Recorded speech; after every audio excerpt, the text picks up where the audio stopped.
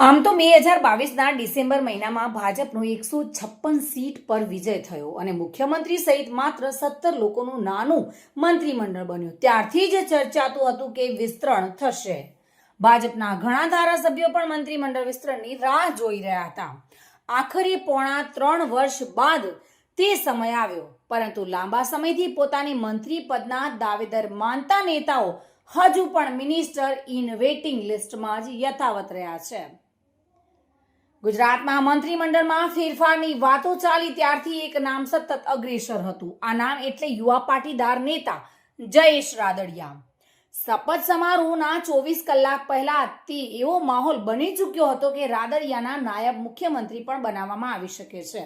પરંતુ શુક્રવારની સવાર પડતા જ જયેશ રાદડિયાનું નામ લિસ્ટમાંથી હટી ગયું.